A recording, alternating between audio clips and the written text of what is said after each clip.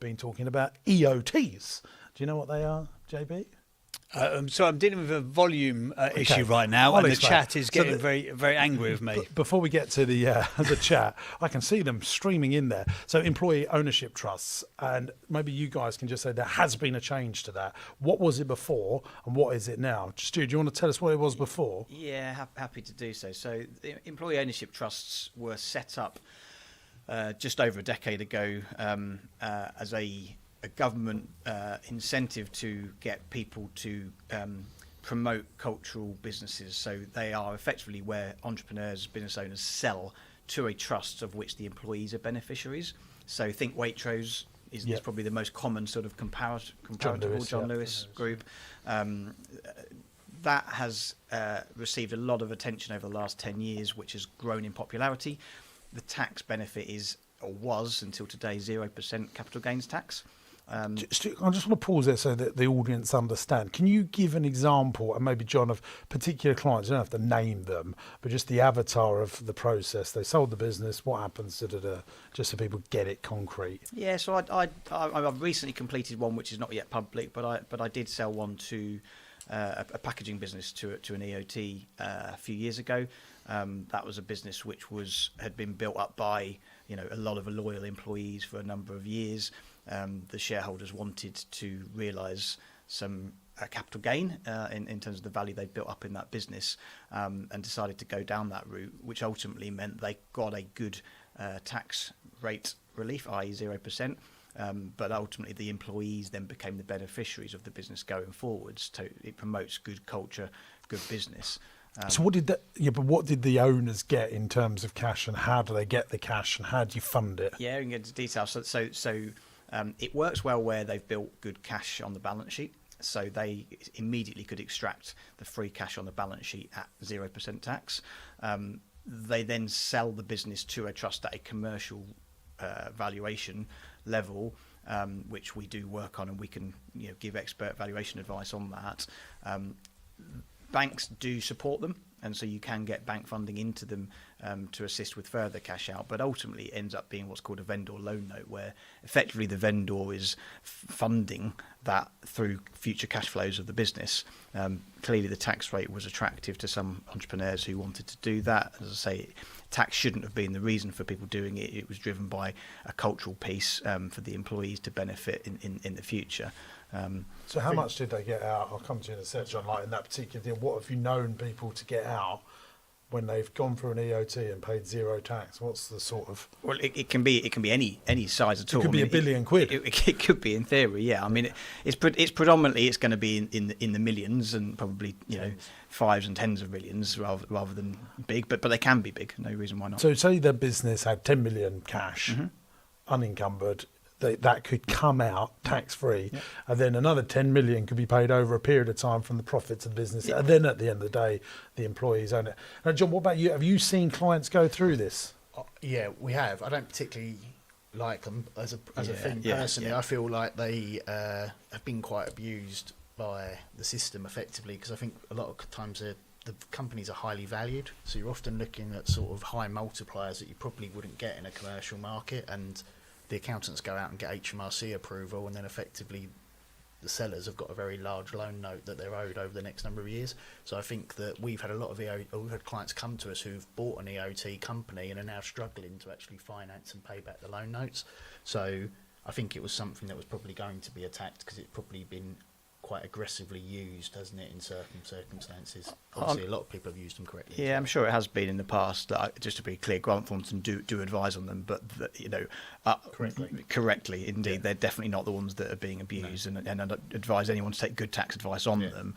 I think that the changes today, just to be clear, are effectively only half of the gain on employee ownership trust sales. And that happened today with immediate effect. Yeah, only half of that gain is subject to 0%, so the rest of it will be at full rate capital gains, which is 24%. So let's put that into numbers. Say the business got 10 million cash in the bank, and then the employees that are doing the EOT then say, we'll give you another 10 million. What tax would that have been yesterday, and what would it be today? Well, yesterday it would have been 0% if you're doing an employee ownership trust, and it meets various criteria through proper advice. Today the effective rate becomes 12% because it's 24% on half of a gain, but again it's half of the gain, not on the full amount. 2.4 million. And if you were selling your business on just standard entrepreneurs relief or business asset disposal relief, which is Today it's 14% on the first million. so if you 24%. so still an EOT is still way more tax efficient for the seller. Yeah, but you're selling to your employees. You're not potentially selling to maybe another entrepreneur or someone who might take that business further, but maybe they wouldn't. Who knows? That's the. And you are saddling employees that have not been entrepreneurs, managers, with quite a lot of debt, aren't you? If you've got the right team and the right structure and the right board and the right committee running it, they're quite entrepreneurial, aren't they? As a board, effectively, the right company, it works. Yeah, the employees are only beneficiaries of the trust. They're not owners. It's the trust that owns the business going forwards. But they do take the dividends from it. If it makes the money, they take the dividends and the other parts. So at some point, they do have benefits of being part of the trust, effectively. And all these changes, just for people who don't know, like myself, all these changes that have sort of been announced today by the Big Red Book, how will they be instigated instantly? So if you're halfway through developing an EOT setup as of... That one Really? was. That one was today. Wow. So usually they say it's from the 1st of April. Yeah, so give you some time. So last year in the October budget in 2024, the capital gains, the headline rate did change immediately from 20 to 24%. The what was previously entrepreneurs relief, that's now business asset disposal relief, that moved from what was 10% to 14% in the subsequent April, so circa 6 months later, and it's due to go up to 18% from April 26. So But a that mix. didn't get touched, did it, today? So that one didn't get touched, so that was good. It's still considerably higher than it was 18, 24 months ago, isn't it? Yeah. It's higher, but it's still I think a lot of Competitive rate. entrepreneurs would see it as still a good rate in comparison to income. Income tax or anything else.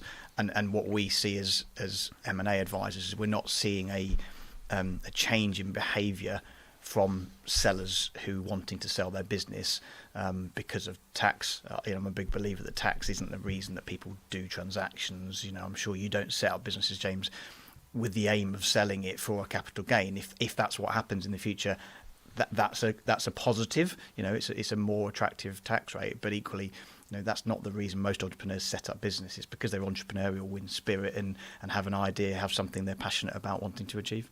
Yeah, but my view is I want entrepreneurs to have as much capital around them because they can put that to work much better than a government, in my opinion. I don't think governments can do it. That's just my opinion. Now, before we get to questions, JB, I just want to... Lots of entrepreneurs, lots of our followers do like to tickle their taste buds with property. Now, there is a mansion tax now, but on commercial property investment, buy-to-let property, there's been some changes on stamp duty over the last 3-4 years, 5 years, quite significantly, not claiming interest back, etc., etc. Have you seen anything in there that's changed things on property other than mansion tax, which we'll come to in a minute? So the tax rates have changed on property. Tell us about that. They've increased by 2% from 27-28 tax year. So effectively now you're paying 22% when you would have been paying 20, you're paying 42% and you're paying 47% when you would have been paying the 40 and the 45. So they've increased. So They're increasing, from 27-28. So is that on the income or on a gain? So that would be on the income. So that's an income tax increase. So they've put 2% on property So income. if you're a buy-to-let landlord, Yeah. that's going to hit you. If you hold it in your own name, yes. So if it's not in a limited company, it's going to hit you. And what about if you've got a limited company and you take it out as a dividend? Or The dividends have also gone up. So the dividends have gone up by 2%, and that is from April 26. So weirdly, all these rates are changing on different years, which is, I don't really understand so that. just pause for thought there. Sorry, I just want to get clarification. Is that on all dividends or just derived from property? All dividends. So, well, let's talk about that, because that is a change, isn't it? Yeah. So if you're taking £100,000 dividend this tax year, Yeah. what would you pay? It's all different rates, isn't it? But effectively, most of it's going to be at the higher rate, which is of 35.75. And then next year that'll be 37.5. The top rate's not changing though. So the top rate 39.35 isn't changing. And do you think you'll see your clients, I mean, this as a general practice, not so much Stu here, do you think you'll see clients go, I'll just leave the cash in the business? Probably. I think they will if they've got an event come in. So if you've got a business sale, you've got something come in that allows you to leave the business in and make the loan accounts to then withdraw it as in a capital nature, I'm sure people would look to leave more in the business probably. But at the same time, people need money to live, don't they? So at some point, you've got to draw the money and probably pay the tax. It's still a more attractive rate than the headline rate of or top rate of income tax, right? So, you know, I think the gap's narrowing. It's narrowing. Yeah. The only thing I would say is I think it depends how you look at it, doesn't it? Because I know I've got some clients, and it's probably sort of own and manage businesses, probably haven't got any employees or maybe more consultancy, that are going to say, well, we're paying 25% corporation tax potentially, and then we're paying the highest rate, 39.35% in dividends. That seems like you're paying away a lot out of your profit at the end. So I'm expecting that will get some pushback somewhere. Just before we go to questions, how are you seeing clients, John and Stu, talking about going offshore more and more? Yeah, we're seeing a lot of people talk about it. We've got tax teams that can advise on it, but I think the majority of people that we work with and talk to are UK-based businesses.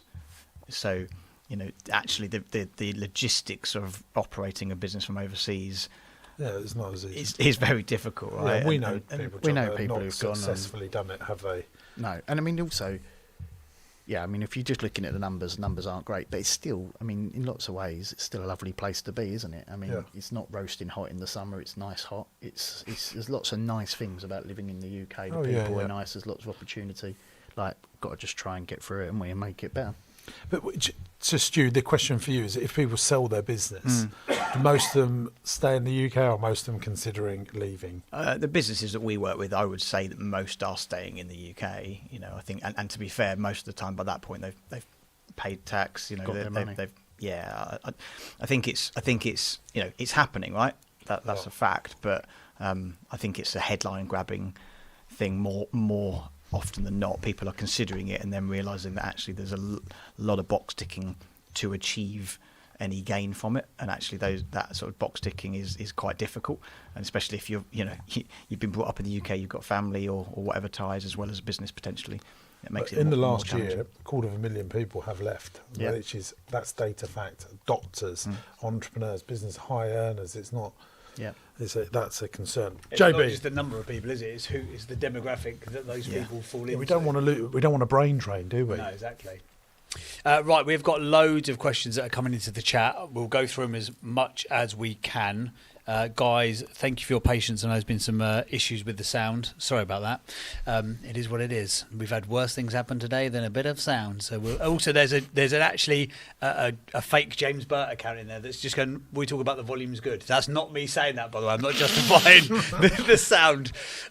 So any questions you've got, stick it into the chat and we will get through them as quickly as possible. And there's 455 people tuned in live as we speak right now, so I'm going to go through them. Chuds, obviously you've got a mic as well, my friend, so if you spot any that I miss, let me know. Yeah, I did see someone said, how long do you have to be an employee to do a management buyout? An EOT, I think that means. Yeah, so so an employee won't lead an EOT. It's led by the vendors. So an employee within the business should subject to qualify as a beneficiary of the trust. If it's something that someone's interested in picking up the detail of, we can introduce to some proper tax experts around it. Right. He'd be a politician, Stuart. One. I was about to say, very good, isn't he? Yeah. Someone here just saying, I aspire to pay the mansion tax. Good for you. That's good. Right, Ryland Higgins says, hi guys, I'm a young entrepreneur. Would you recommend starting a business in the UK and potentially staying for 20 plus years, building an empire, or move abroad and start there? Oh, no, what would you do? 20-year-old James Sinclair? Oh, the UK is still, you've got to remember, you've got 70 million people live in the UK. It is much more challenging, I think, this year compared to last year, mainly on overheads, and I'd like to talk about that as we come on to sort of wage costs, utility costs. But you've got a great legal system. You've got London. I think we underestimate how powerful London is in our ecosystem as the United Kingdom. People English speaking is still a big thing that I think gives us a USP. But you go to somewhere like Dubai. People talk about Dubai. There's only 9 million people there. 8 million of them are expats. There's only 1 million Emiratis. It's still a developing economy. It doesn't have the ecosystem, but what it does do is it gives people wind in their sails to move forward. Like there is I get why that argument is there, but if you need talent, you need brains, don't you? And you need history and establishment. I think that's why the UK is very good. People talk about other countries in Europe, like, why can't we be like the Nordics? That's a lovely thing that I keep hearing all the time. Oh, it's so good in the Scandinavians, but there's 3.5 million live in each country, roughly. You just can't compare, can you? If you want to compare us, you've got to go find another country with 70 million people and make those comparisons. So we would be more akin to Germany, France, Japan, those sorts of countries. We also have got smaller land mass, haven't we, as well? So again, you actually got bigger geographical reach on those people than you have in France. Your access to talent is spot on, James. I think that I don't know what the stats are, but we have some of the most successful top universities in the world, generating some of the best brains. Not all UK. A lot of people come to the UK to come to university in the UK and then stay because of what it can offer. So I think setting a business up in the UK has still got to be very attractive, right? Yeah, and we've got a good finance system. Banks, lending, all of that's available. And the here. legal system. The legal system is great, and also we're quite an honest country typically. The deals are quite honest. So I think I would definitely still stay in the UK. So and things will get you're better. all 20 years old and you're staying in the UK. Yep. Okay. Yeah, and I just we interviewed Chuds as well. We interviewed the CEO of Amaze, didn't we? That was a fascinating fireside chat. It's one of Europe's fastest growing companies. Most bizarre business model, but it seems to be all going rather rosy for him. And he's a Californian. Mm-hmm. And he said there are some advantages of America. Yeah. There are some advantages of the UK. One of his he says that there's great things, but you've got 70 million people in a condensed area, 350 million in America over a much bigger space. And I found out Maine, the state of Maine, only 2.5 million people live in Maine. Right. So you've got California, New York, and then you've got these other states that are huge that have the population of Wales over a country. Anyway, so there's that. But I do think that what he's saying about America getting access to capital is much easier than in America than in the UK, especially for startup and new ideas. He said that is one of the key differences. It's a good interview. Go and check it out. It's on the main channel. And Alicia 250 says, what are the major changes for a coffee shop business and what that we should be aware of? Anything massive in coffee shops? That's weird. That is. So we had a pre-chat about this downstairs because I think one of my things was, what are the major points of order for these two to talk about and for me to talk about? And that is the minimum wage increased. Yeah. Do you want to just give us a start of a 10 on that, John?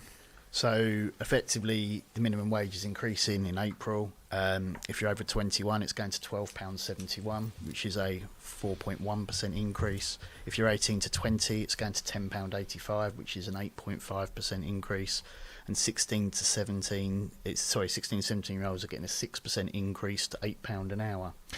So they all like doing it like this, all them percentages, that just goes over most people's heads. What I'd like to do is, running a hospitality and leisure business, say you've got a coffee shop. We know the average coffee shop in the UK does between 150 and £200,000 worth of sales. We've done lots of videos and tractions about that. I said to John, well, what does it cost for someone that does 40 hours a week in hospitality? Because that's, that's what most people do in hospitality, 40 hours, something. You do 48 hours a week.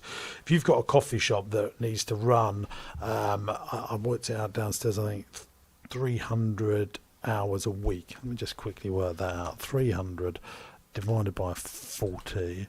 No, a bit less than that. Oh dear. 300 divided by 5. Was it? Yeah.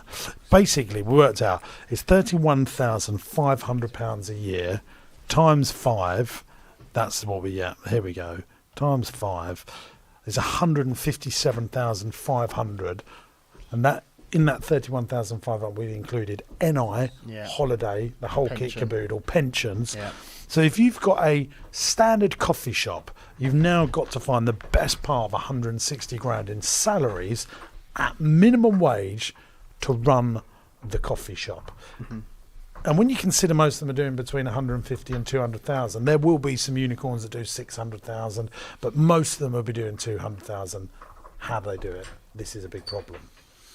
What will you be telling? Prices. There's not a lot of choice, is there? And so what are we looking at? It's £9 to buy a latte. That's what's going to happen.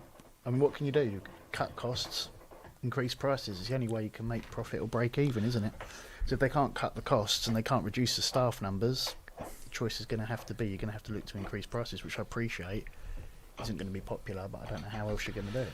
So even I thought about it, like if self-serve comes up, you've got to have 2 people running your coffee shop, haven't you?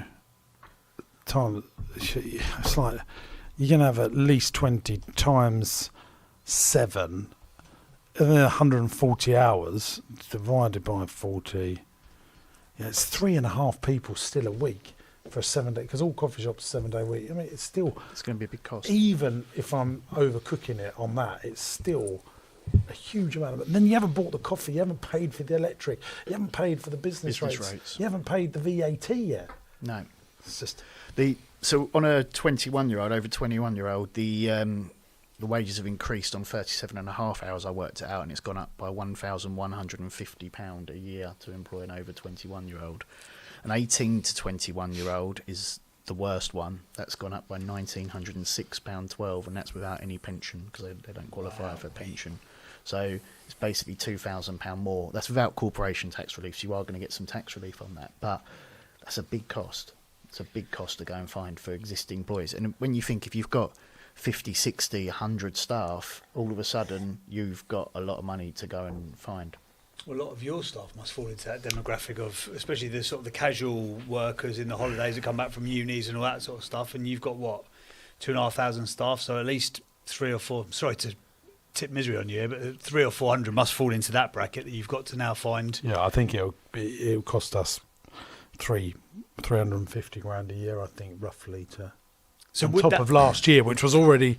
And I want people to earn as much money as possible, but I don't think at the moment, because of you just can't put your prices up in line with what you need to charge. I don't see how else you can't. Like, what can you do if you've got to service the debt, you've got to service the tax bills, you've got to service the staff? What can you do? I mean, you've either got to cut the costs or. Yeah, I think when people look at models, coffee shops will become more self-serve. You just can see it. Even your independent coffee shop will look like a McDonald's very soon in terms of everyone orders on screens. That is going to happen. I think the thing that worries me with this is when you look at it, if you've got 50 or 60 staff, so say you've got 60 staff and it's 70,000 extra cost, if you're making 30% profit, you've got to go and do another 210,000 in sales to cover that, haven't you? If you're selling a product or John, the point there is you're an accountant that might make those sorts of margins. Most businesses are not making 30% Well, no, it's going to be a lot profit. worse. Yeah, so exactly. If most businesses around the 10% mark, that is horrifically worse for them, isn't it? Like hospitality and leisure, you look at all of the turnover taxes in this country, whether it be insurance premium tax, which wasn't a tax that existed 15 years ago. Gordon Brown brought that in. You think about VAT and business rates, your green levy tax on all your utilities, all these new turnover taxes that just keep coming in and just eroding margin all the time. So I think people will then go, well, let's go for volume to try and beat it. But that's hard, isn't it, volume? Yeah, it's not easy. I don't know what you're going to do. Like you say, it's going to be a lot of automation, isn't it? And trying to get the AI and the robots to lift as much of the heavy lifting as possible to make things more profitable. And people are, the behaviour is changing. So I was speaking to someone that's got 250 indoor play centres, and they've put robot hoovers in to do them at the end of the day. It's cost them 10 grand per set. Like what you've got at home, them little, but they're like this big, and they're that much smarter. But he's cut out 5 hours a day to close the place down.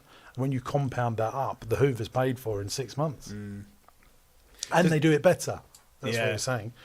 What's the next question? Does that, like the 18 to, because obviously the increase was quite consistent with that. The 18 to 20 jump was a strange one, wasn't it? Because it was double the sort of It's higher than the the other over ones. 21 average. Like, what, Yeah. what's the instigation of that, or the rationale behind it? Did anyone actually give a working out, or did somebody Yeah, just? I can tell you, they want to buy votes.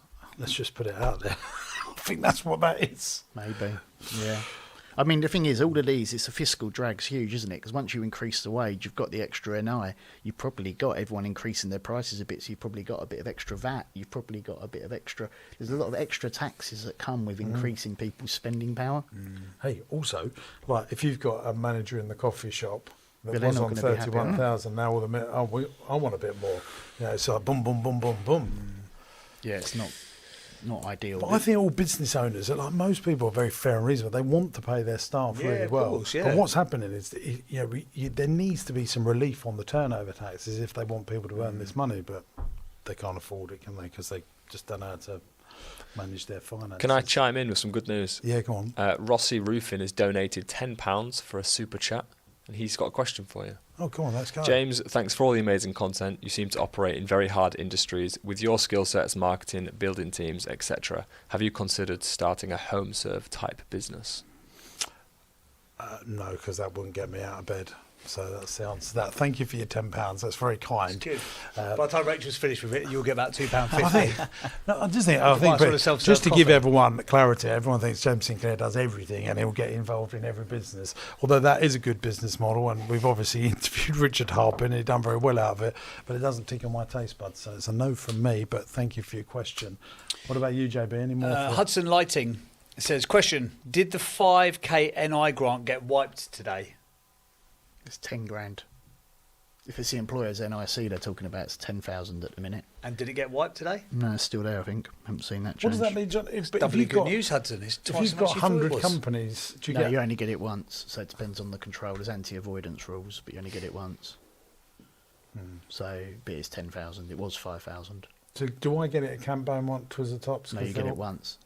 That's not fair, is it? Well, Because I'm genuinely employing life's not fair. 2,000 people. That's what I mean. You just get punished for doing good things.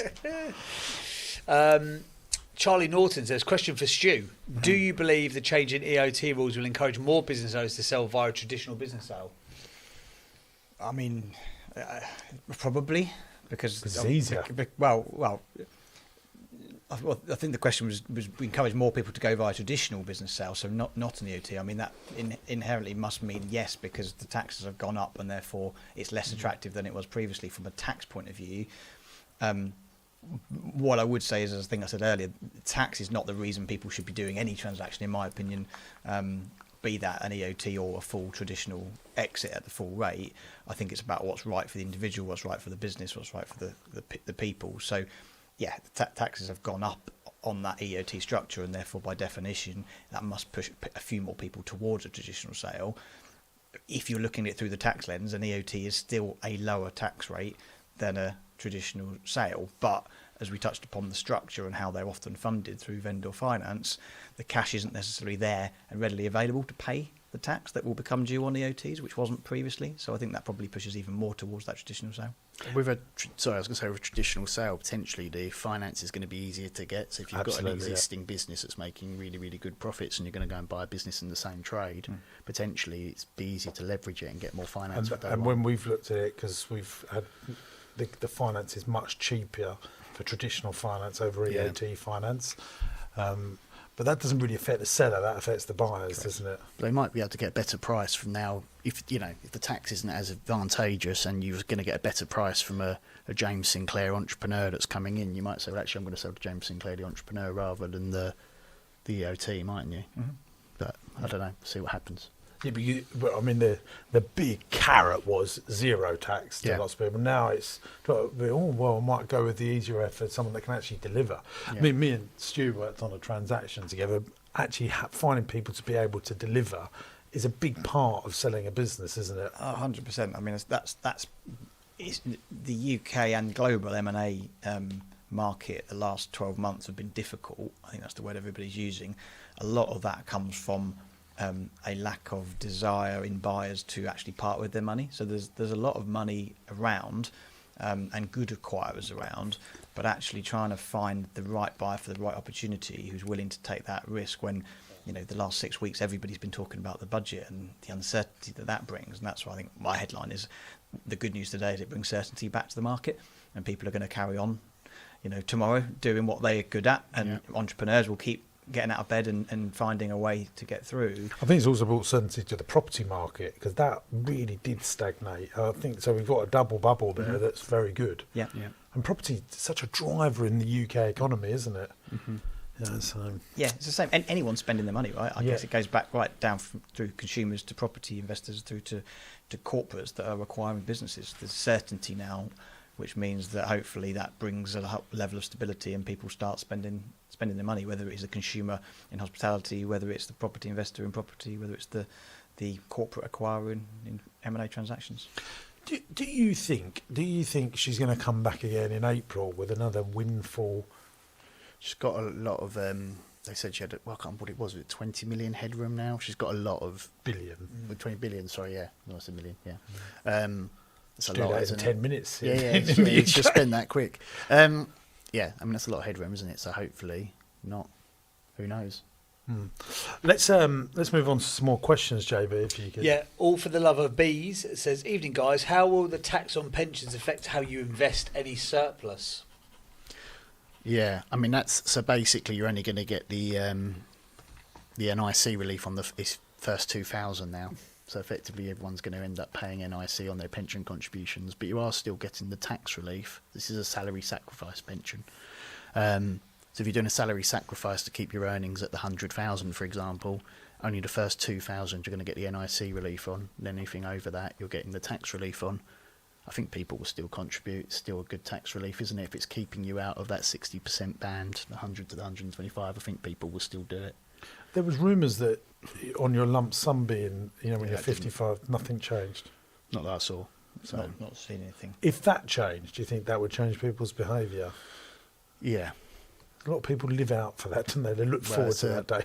Yeah, I think people lock money up on the whole point that they're going to get this 25% tax-free at some point or whatever it is. And, I think that would change people's behaviour. It's actually quite good for it because they usually spend that, don't they, on toys and trinkets, and it's good. It goes into the economy quite quickly. Okay, what's next, JB? Other than the property dividends tax rate going up, what other taxes should we be aware of when taking profits from a property business into your personal name, and what would be the best way to do this?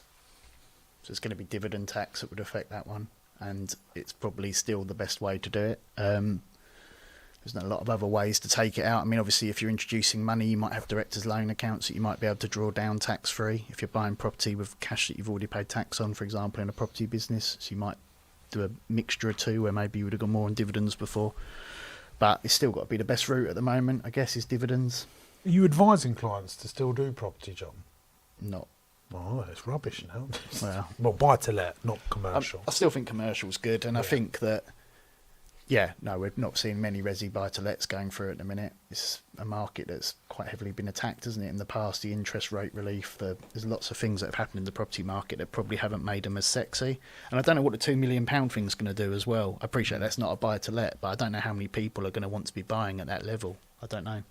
So I spoke to Adam from Walker's Properties and Period Homes. He said he doesn't think it's going to do anything. He said it's actually good they've just said it now, just because he's got certainty and people go, right, I know what it is, off I go. And he made a very good point. That doesn't come in until 2028. Yeah. He said, have they just put that out there as a politics of envy thing to, appease Zach Palensky from the Green Party, for example, we're bashing them. But actually, will they still be around in 2028? There's a lot of rumours of a 27 general election, and that might not get through. Yeah, that might not happen. It's going to be an interesting one, that. But you wouldn't just want for a property people, for £2 million, though, would you? Pardon? You're not going to want to buy a property at $2 million if it does come in. But so if you've got a property over £2 million, you need to pay £2,500 in tax or additional. I don't think they've actually said the rate. I don't believe they have. I think they've said that this is what they think it's going to be, but I don't think they've actually laid out exactly how it's going to be worked. It's something to do with the business rates being on the higher letters, basically being revalued. not business rates. You Sorry, mean. yeah. Sorry. Yeah, so it's bands, GH, and council tax bands. Sorry, but you pay the standard rate of council tax, and then you will pay this mansion tax on top. But who decides if your Aunt Morg, you bought your house for a punnet of strawberries back in the 60s, and it's now worth? But there's a lot of flats in London that someone bought decades ago that are now worth over £2 million, and so they're caught into it. It also sort of just increases like the north-south divide, doesn't it? Because down here, like, you know, I walked through Hampstead yesterday. You know, there's like a nice-ish looking semi-detached gaff, and it's like £5 million. Don't get me wrong, it's in Hampstead, and it's a nice place. But up north, you're looking at, you know, it's probably 50, 60, 70 acres of land. So you're not comparing apples with apples here, are you? And like I say, it feels very popularist, and I think it is. Yeah. Because why did they not just put it in and say that's happening in April? So yeah. Next one, JB. The next one, James Parsons says, it feels like there's lots of pessimism with this budget. What would be the most positive interpretation of what's been spoken about today? I feel like we shouldn't go to John Holliday for this. I'm positive. Are you? No, I don't know. Positive interpretation. I think it could have been a lot worse. I was going to say I'm positive in worse. exactly that. Like the fear. You know, everybody's been almost paralysed by fear for the last 2 months, and pushing the budget back from what was expected to be October back to today. You know, there's another month on top of that, and everybody's saying just let's get on with it.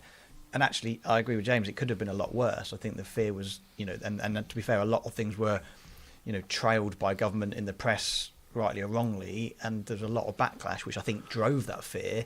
But actually, because of that backlash, probably a lot of things didn't change that they were considering. And therefore, actually, you know, they do have some holes to fill, don't they? With for, you know, everything that's been spent through the last 5 years, Brexit, COVID, etc. So, you know, they do have to do something. Appreciate it was a tough one last year, and I think everyone was fearing it was going to be, you know, another tough one. And actually, we've talked some changes, and yes, there have been some rises to taxes across the board. But actually, I think it could have been a lot worse, and therefore. I go back and repeat myself, but stability now. I think everybody's going to drive and drive forwards and carry on. I was speaking to Matt on Monday. He's a mutual friend of ours. He's a finance broker.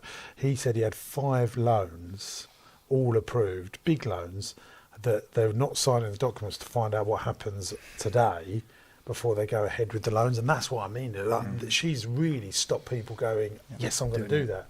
So, yeah, it's really interesting. John, have you got something you wanted to say? Not really. I mean, some of the things were expanded. So I think they made EMI shares. They made the criteria larger, so more companies will fall into that. So that's a share scheme option that they've made bigger, so more companies can apply for EMI shares. What does that mean, John? It's not really applicable to most smaller businesses. So effectively, they've increased the size of the EMI criteria so that larger companies can apply for EMI share schemes, which will benefit some people. So there are some bits. No idea what you're talking about. So it's basically like an employee share scheme where you give the employees a share scheme, and then effectively it grows and they get a bigger value tax-free later. So it's a share scheme, but effectively it was for quite large companies, but smaller large companies, and they made it slightly larger. And they changed some of the rules on the investment in VCTs and things like that. So there were a couple of positive bits that they did say on investment. So a lot of people like VCTs. So is that better now? No. So not investing in them as such, because they've actually reduced the rate. You used to get a 30% reduced tax reducer, and now you're getting a 20% tax reducer. So they've actually reduced the rate slightly on that, which is a bit frustrating. But the investment side, in her speech, she said we're looking to invest into further UK companies through VCTs. So again, there's probably hopefully a bit of growth coming somewhere. I don't know, it's going to be in the detail, isn't it, which we haven't really seen yet. But there were some positive things said. Any other questions, Jimmy? Yeah, we've got loads. Phil Cotton says, I run a one-person consultancy billing 120 grand a year per annum through a limited company, 50-50 owned with my wife. We currently draw 12 grand salary plus the rest as dividends. Should I switch to a sole trader? No, I wouldn't have thought so. I mean, you're not going to be able, if you're a sole trader, you're going to be paying a lot at the highest rates, aren't you, at 47% on that scenario? You're probably going to lose your personal allowance. So no, I wouldn't have thought so. But I mean, obviously you need to do the sums and work it out. Go on, next one, JB. He's good, isn't he? Well, I don't know. It might be the wrong answer, that, because I haven't got a calculator and a bit of paper. But here's a calculator. That sounded good, though. Can I ask a question, just from a really naive point of view? Of course you can. If the only good news is that it wasn't as bad as you thought, that's not really good news, is it? Is there any single thing that's remotely positive for small businesses? And it can't be that it wasn't as bad as we thought. Did she say anything that you think, that's all right? No. Great. Wonderful. I mean, I think that there is no good news. It's just... None at all. No, 'cause, Nothing helps businesses. There was no help for businesses at all, no. It did seem severely lacking, didn't it? She kept mentioning growth, but... And that is true. There was no help for business. No, Name not really. one thing that helps a business. No, I'm just reading through all But these. certainty, Charles. Chad. I mean, it's a good thing what Stu says. Certainty is very important. The market's dropped and then jumped straight back up again, so that's probably a good thing. The pound went up, didn't it? I don't know if it's stayed up, but it went up. So it not being as bad as you thought it would is actually a good thing. The thing, she turned up and did a breakfast announcement, didn't she, at 7 or whenever it was one morning a long time before the budget. Yeah. And I think when they're doing that, all of a sudden you're thinking, oh my God, This we is need gonna to be get bad. everyone into a room and do a podcast because it's going to be really, really awful. And it actually isn't. It's part of a PR spin, isn't it? Make it sound like it's going to be dreadful, and then a week later, put it out to the market, see how much the big financial institutions push back on it, see who kicks off at Rothschilds and Blackstone, and then roll out a slightly easier package. Yeah, It's I more think Chad's palatable. point. I mean, there was nothing like that. the other one's going to be the rate, so that's going to hurt as well. But yeah, there wasn't any good news, was there? But When you say the that- point I'm making is from their perspective, obviously they think they're doing a good thing, like without bashing anyone either side of the spectrum. They're not announcing this to punish everyone intentionally. So I'm trying to think in Rachel's shoes, what does she think? Welfare. How is she benefiting businesses? I The don't answer think to she's that. benefited businesses, but None. I think welfare she's Yeah. benefited, and I think public spending she probably believes she's benefiting. Whether Right. she is, I don't know. But Right. that's they've increased public spending. People that are left-leaning that want to Right. vote Labour will probably go, you've bashed the land. I mean, the mansion tax thing, Yeah, like, even yeah. though it hasn't come in, there will be a lot of people going, yeah, well done for bashing the wealthy, successful people. I said, and she's got that headline. I mean, she went, did you watch her? She she overdid it, like it wasn't very natural. She Bit went, of comedy, yeah. yeah. I was like, It's it's an awkward watch, yeah, isn't yeah, it? yeah, it was a bit of an awkward Yeah. watch. I was like, Rachel, no, don't do that. They're not talking now, are they? And put her hand on her hip and was like, Rachel. Yeah, it I doesn't. thought she'd been to the same stage school that you had been to. I thought she's overcooking it here, isn't she? She is overcooking it. Right, next question. James Delaney says, hi guys, the new RHL rates multiplier is currently around 3k per annum more expensive for us based on the April revaluation. Do you know if this revaluation is something that we can challenge? I don't know the acronym for R. What is it? I'm trying to work that out. The new RHL rates multiplier. Oh, retail and hospitality and leisure Leisure, rates. yeah. So yeah, there is a new multiplier for business rates on them. And what was the question to it? Can you? Is there a way to challenge the valuation? Yeah, you can always do that. I mean, yeah, you can always challenge your valuations and you can go to tribunal. I've done it many times.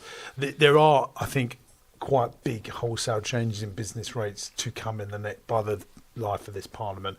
I heard they're really going to punish supermarkets, and if you've got over 500,000 of rateable value. Yeah, there's going to be a new rate band brought in. Do you know who that really will damage? Costco. People, yeah, Costco can afford, but if you are John Lewis and most of their stores would have £500,000 rateable values, they go, do you know what? Should we stay here at the end of our lease? And then all the small shops that rely on that anchor tenant, because there are lots and lots of department stores that have closed down over the last 15 years, but there used to be 3 in Lakeside. I think there's only Marks and Spencer's now, and Primark. Primark's not a department store, but will those, when their leases come to an end, they'll be thinking very carefully now. They're going to have punitive charges on business rates, whether to stay in and be the anchor tenants, and that will be the final nail in the coffin for high streets. And then I think they'll just be crime lord central. What do you think to that? Do you think I'm right or wrong? Some of them are making good money, aren't they? So they'll probably stay. But yeah, I think... Are they? I think John Lewis have closed loads of department stores over the last 15 years. House of Fraser is no longer Yeah, I mean, Debenhams has gone. Debenhams has gone. BHS has gone. Woolworths have gone. Yeah. C&A have gone. That's a moving consumer trend, isn't it? I think it's the rise in e-commerce as much as anything, and But here's the fact that Lakeside still get 23 million visitors a year. So people go to Next, look around, and then buy online. So them stores become showrooms. For the product. It's a bricks and clicks model. But if they go, let's just stay to clicks, and they might then go back, and stuff. I just think, I actually think, people like going out to shopping centres and a nice high street still. They do it as a leisure activity, and I think it's good for people, not just to be. I just on a screen. Yeah. Blake 4061 says, how did the changes in salary sacrifice affect benefits like company electric vehicles? Yeah, EVs came for a bit of a bashing today, didn't they? Yeah, they did. Yeah, they did, but I think it's all, again, it's future, isn't it? Yeah. So they're talking about doing it in the future, which, yeah, I mean, again, see if it comes. I'm sure it will come, because there must be a big gap in the fact that everyone's moved from petrol cars to electric cars. There's going to be a gap in the taxes, isn't there? So, in answer to that question, I don't actually know without working it through how it's going to affect. But they are saying it's going to be 3p a mile. They were saying 3 pence. per mile. it's isn't it? paid per mile, 3 Yeah. pence per mile of EVs. I think it's 1.5 pence on an electric sort of hybrid. Hybrid, that's right, yeah. I'm not sure that's the reason people drive electric cars. No. To be honest, and actually, if you do the maths, you've got to do a lot of miles for it to be, commensurate to what is a road fund license for a diesel or petrol car, right? So They did extend the 100% qualifying on that as well, so they put that in for another year. So if you buy an electric car brand new, you're still going to get the 100% FYA for first year allowances on that. So basically, if you spend 50 grand on a Tesla, you're going to get a 50 grand allowable cost in your tax computations. So that was a bit of a win, I guess. If you So what if you buy electrical. a 50 grand like a Mondeo that is You just wouldn't get diesel? that. It would be a high rate car, and I don't know what the tax rate is. It's probably 6%, I'd guess, writing down allowance on a high rate car. Can't remember off the Well, top you're of my buying a head. 50 grand Mondeo in diesel as well. I know. Is it 1993? What I try and do with people like this, what I try and do is not talk about the percentage, Try to actually be give every the man avatar of an example. The P11D would be awful on a 50 grand diesel. Everyone's going, what is he Mondeo. talking about P11D? I'm just trying to simplify it. Right, we have got Garage Style says, if an EOT was started 1 year ago, would it now be taxed going forward, or because it's already started, it stays rated at the previous rate? it's at the point of completion. So I completed on a sale to an EOT 2 weeks ago, and we have already sent a note out to them to confirm that they completed it 2 weeks ago, and therefore they qualify for the tax relief at that point. There we go. Can I just say, we've had another donation. Present day production, £30. No question, just a thank you. You've done more for small businesses in this country than any government ever will. Thank you, James, JB, and Chuds. Oh, thank you very much. That's very kind. Can we get their details and we'll send them a mug? Yeah. On a notebook. Take us down the road for a Greg's now after this. I didn't think you were going to be able to afford it. Yeah, present day production, can you email into info@jamesinclair.net and we'll send you a mug. Yeah, there you go. Right, next £30 one. mug. We have, how long are we running for? Because we've got about 1,000 questions. Well, just keep take going? some of the. We'll keep going. As a young entrepreneur who's currently working a 9-to-5 role related to my business, I'm bootstrapping my startup. How do you know when it's the right time to quit the job and go all in? So it's not related to the. It's a nice question, a bit of light. Don't ask me that, because I'll be like, if you Do get it now. going, yeah. It's like someone sensible. Stu, Yeah. it's slightly more sensible. When should a young entrepreneur give up the day job? He's got £1 million salary with Grant Thornton, so He ain't never is he? He's golden handcuffed. I wish. Yeah, I mean, I'm the opposite to James, right? I've never taken that leap of faith, so I have the honour and pleasure of working with entrepreneurs like James. So I see it regularly, but it's. I can understand why he's asking the question or she's asking the question, just because it's that making that leap. It's interesting. Both of you, do you think entrepreneurship is for everyone, or do you No. think, so you see both, but I mean, certainly you see the quite high level entrepreneurs, because I think it's really important to Grant Thornton don't just sell any old businesses. No. They're bigger, successful. You only sell about 60 a year, don't you, in the UK. They're high level businesses, usually making $1 million or 2 or 3 or 4 million profit. So when you meet these founders, that people, what are the traits that you see? So many, but I was never there at when they've taken that leap. But the obvious, common theme is you've all taken that leap of faith. You all, put your whatever on the line. Often hear 60-year-old business owners selling that I'm helping them sell after a successful 20-year, 30-year career.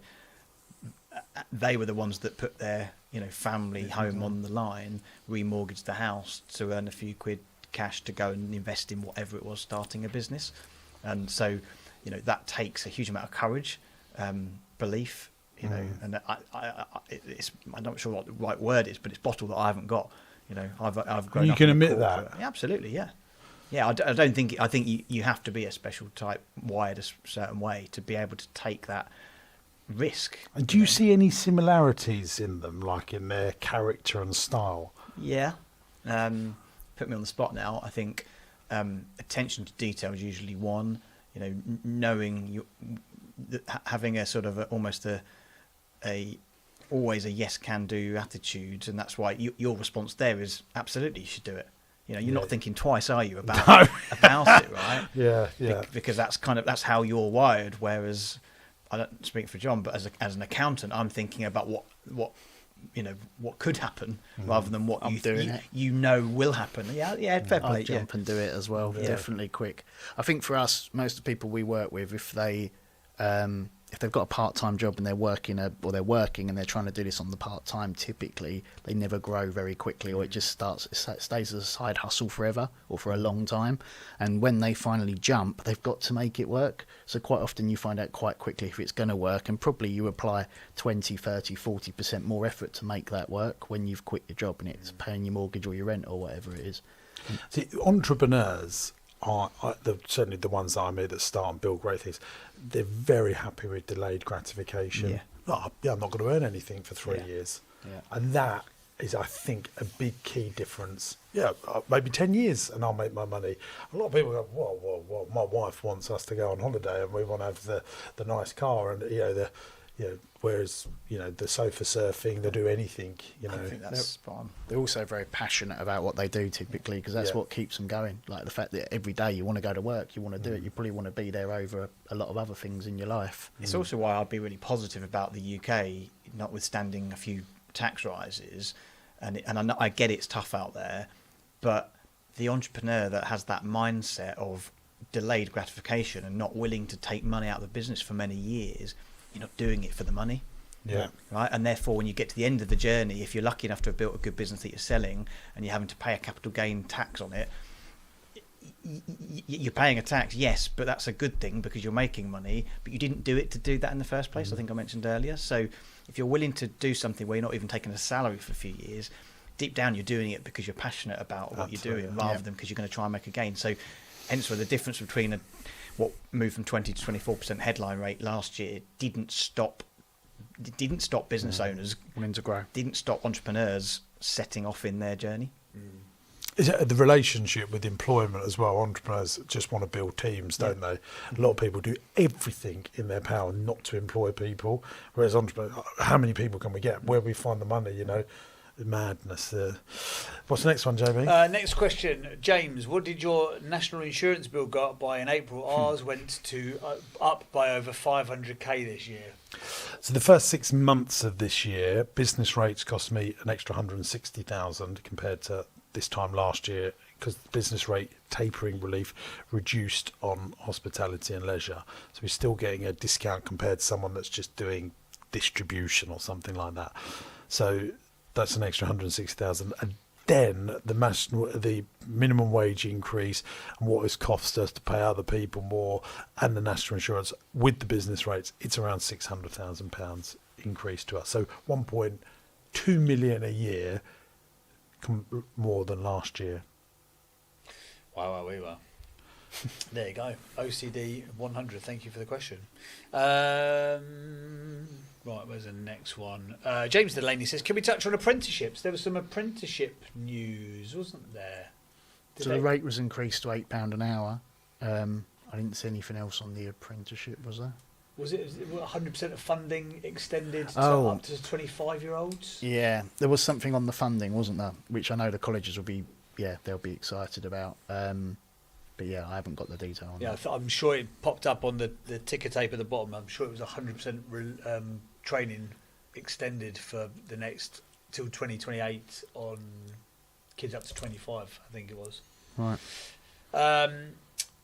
I got one here. James repeatedly says startup entrepreneurs don't take any money to start. How do they eat and pay bills? Benefits? ?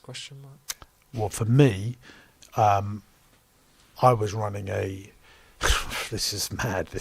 So by the time I was 25, probably doing 3.5 million of revenue, and I was still doing magic shows at weekends, and I had a entertainment gig that I would go out, and that's how I earned and lived. So everything, and I would actually put some of that money back into the business. So I was about 28 when I started taking, a decent salary out of running. I think the point is you were swapping time for money on the side to Correct, build the yeah. business. Yeah. You were your own side hustle. Yeah. Right. Well, I mean, I know people that have run multi-million-pound businesses and they're doing Chinese takeaway deliveries, and paying their staff and not paying them, or they're doing an Amazon delivery. They're finding, or they're borrowing it from, they're just borrowing money and they're sleeping in the office. It's just madness, the stuff that they. Yeah. Just a quick warning, Carrie B1S and Ollie I3064 are trying to sell everyone a crypto wallet. Please don't buy a crypto wallet. The last of these two. The last thing you need is people buying crypto wallets of them people. Where should we go now? Tax implications. Right, 30 Matt says, have the tax implications changed for a buyout in a 50-50 business? Both parties are employees and one party is buying the other out, retaining 100% of the shares. It's a 100k buyout. No. CGT rates didn't change. So the only thing that's going to change is if you qualified for business asset disposal relief and the deal happens after the 6th of April, then the rates will go up. So at the minute they're 14%. As of the 6th of April, they're 18% on the first million, so that would cover that. So that's the only thing that's going to change, but that didn't change in this budget. That was already there. Yep. So get that deal done before April then. Yeah. Well, you find your next one. Do you think there's anything that you should want to point out that we haven't covered? Not on the budget specifically. Any other questions? There's one here that might be nice to round things up. Give me a 3-year outlook in the UK. Surely some good positive upward growth at some time. How and can we exit the doom loop? That's from Shadow Deconvolution. That is a very good question. 3-year outlook. What do you think your 3-year outlook looks like, JB, for the UK economy? Are you excited about your business? No, I think it's going to be tougher. I think this was a bit of a cover-up job, to be honest. I think while she went a little bit Rottweiler on it, I think Kemi made some good points after and said that this is a budget for the welfare state. This is actually hurting the average working person. I think it's easy in the popularised press to bash high net worth earners, but if you work in London, you've got to earn 50, 60, 70 grand a year just to stay afloat, quite frankly. The landlord taxes as well. There's lots of people who have gone in a situation where they've managed to buy their first little flat and they've managed to keep hold of it and they've gone and bought their second house and they've, like I've rented a bigger property as your family grows. You've got that. So you look at it on paper, you're like you're a landlord with a £500,000 asset, but you're not cash rich. You're not well off. Do you know what I mean? It pays the bills. It pays the mortgage. So I think it was a bit of a cover-up job. I think, as always, though, us entrepreneurs will find a way through it. Yeah. You're just going to have to. I think we're going to lose more talent, though, to the UAE, to Portugal, to Europe, those sorts of places. I don't think that while we're having the exodus of talent out, we are going to get the talent of exodus back in. There's some weird sort of narrative she tried to spin today about the talent coming in. Then she managed to seamlessly link in digital IDs to migration. It's like, oh, that one, okay, sure. But we'll find a way through it. I don't think, committed British entrepreneurs like you're not going to go and live in a desert, like I said, as it stands at the moment. And realistically, I think if there is a snap election, I don't think the Reds will be running this country for very long anyway. So anything that they said from 28 onwards. I'll quickly ask you that. Do you think that we will have a general election before the end of what I think it was 29 or 30, was it? They were meant to have it. Do you think it'll be earlier? I can't see them putting it in earlier because they know they're going to lose.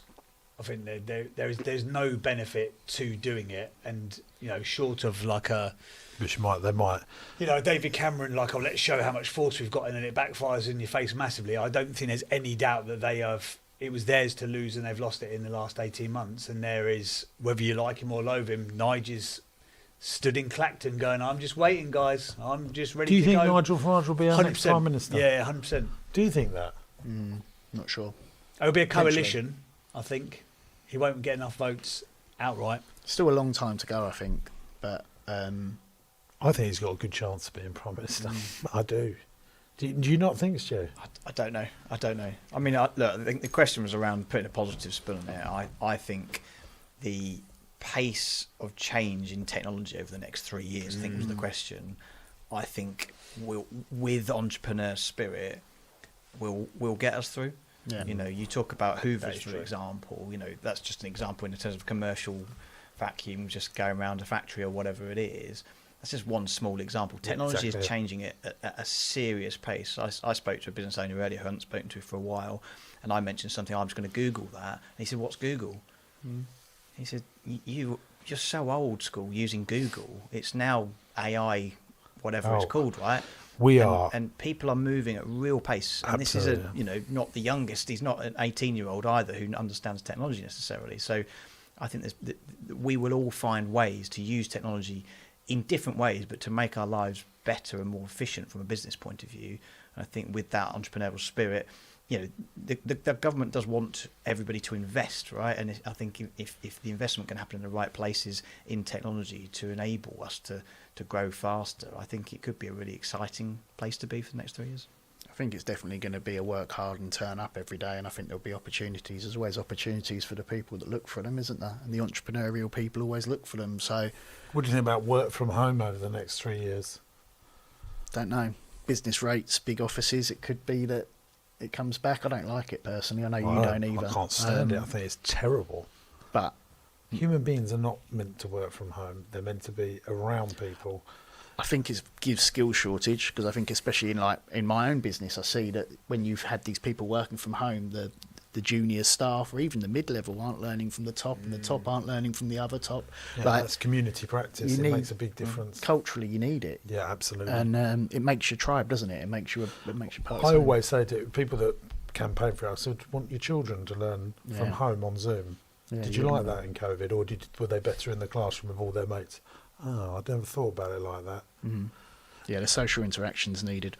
But I think there's lots of opportunities out there if we look. I think the one thing that does stress me sometimes with this whole wealthy entrepreneur thing is that sometimes we say these companies are making X amount of profit, but we don't consider about the debt that they're covering in their debt repayments. If you've got £500,000 worth of capital equipment debt that you need to finance, you probably need to make 800,000 profit to service that debt. So to me, I think sometimes they say, they're making all these profits, and as a headline it looks huge, but what you're not considering about is the capital expenditure that they're actually paying for. Yeah, or if they're R&D into next year. The R&D and whatever it is, they're always investing in stuff, and I think that's where sometimes, we look at people and say, they're high net worth and they should tax it, and I think they haven't really got the cash. It's good profits on paper, but they're reinvesting, and that's not really fair, is it? I think, to sum that up, I think you are your own economy within a national economy and a global economy. And if it really is bad, if you're entrepreneurial, you're very lucky that you're neurodivergent and you think differently, and you can just go, well, I'll move. I'll go to America. I'll go to Japan. I'll go, the world's a smaller place, and the internet and communications. And the point that Stuart makes on AI, the capacity of my team using it now. I mean, our marketing team, I was talking to Mooties, one of our software developers that we've got in-house, and me and Chuds was making some content with him, and he was doing some code, and he had it all up on there. I said, are you using AI? He said, oh, absolutely. I said, is it saving you time? He said, well, what I'm doing here was 2 days' work, and now now with AI, I do it in 2 hours. I saw that in your video, yeah. I mean, so we're not going to be hiring more people because AI is actually, saving labour there. I think that's very exciting. Is there any more to round up, JB? There's millions, but do you know what? I think we ended up on a nice point there, didn't we? Thankfully, I was going down a doom loop, and Stu stopped me with some positivity. And I think you have two choices, don't you? You think positive and make positive stuff happen. I do think it is more challenging to run a business right now. I find the last 6 months of being an entrepreneur and business owner more challenging than the year before. But, there is a huge opportunity in the UK right now, and certainly I think GT will massively benefit from this. There is around 600 to 700,000 baby boomer owned businesses. Now, some of them are micro solopreneur businesses, but they've been running it for a very long time. They're profitable. They're good businesses. They've had establishment. They're not embracing technology. They're a little bit tired. Their kids don't want to take the business over, and they are brilliant businesses. And I think that is a huge opportunity. There's going to be a huge transfer of wealth in the next 10 years, because generation 3 and 4 don't usually want to take things over. They just want to have the cash, and that's a huge opportunity in the UK and actually in Western economies. I'll tell you one thing as well.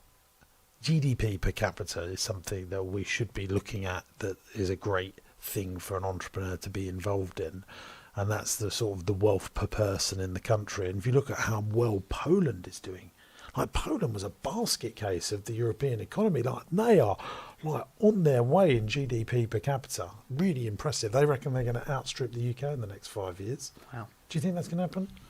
Don't know anything about the Polish economy, but they work very hard, so they probably will. Well, they've had, that's usually what happens. You become a basket case, don't you? Then you had a war or something like that, and then everyone's very hungry to make things better. And because everyone's hungry, I think there are some super hard-working people in the UK, but I think there is a sort of a mentality of like, the government will help us, the government will do this. Yep. And I don't think that's happened in Poland, and that makes people become resourceful. You have to feed, don't you? You have to eat. GT1982 says, accountant is smart. I don't know who's pointed at, so you can both have that. Both, I think. It's got to be my jacket. It's my crossword jacket. Is there any little monologue to finish off with? So I suppose everyone's excited still. Is that the... Yep, buzzing. Yeah. But we've got no choice, have you? No, we actually haven't, have we? No. You can moan about it or can just get on with it. Well, thank you very much for tuning in. Thank you for all the questions. We've had hundreds and hundreds and hundreds. At one point, there's about 600-700 people watching this live. This will be repurposed. If you jumped in halfway through, Chud is going to do an overnight edit because he's a legend. Because he needs to work harder for his job now because of him over here. He wants more out of people, doesn't he? And that will be live tomorrow morning or the day after. Yeah, it'll be up tomorrow as a normal podcast. Can I just ask a big favour? If anyone is watching this, please can you subscribe to the channel? It means more than you know. Especially this is on our podcast channel, isn't it? It is. Yeah. So if you could subscribe to that make a big difference, and put the notification bell, and you'll be notified when we bring out great new content to help grow your business, of which we keep bringing out the pod. When are we doing our next podcast day? 2nd of December. 2nd of December. We'll be getting ready for our Christmas roundups. We will. This is... I definitely... Look, guys, I just want everyone to know, like, I salute you guys for helping grow the UK economy. I'm going to make a big thank you to John Holliday and Stuart from Grant Thornton for joining us here, because I think the community is a lonely place being an entrepreneur and a business owner, and I love you too as well, JB. You're just amazing, good friend of mine, and as you guys are as well, especially John, who's one of my bestest friends I love very much. Thank you very much, Sport. Chuds, thanks for making all the content. We really appreciate you. That is enough mushy stuff. We're going for dinner to discuss what we discussed. Hey, Greg's. We love it, Greg. Hey, Greg's a great business model. It is a good business model. Yeah. Bye.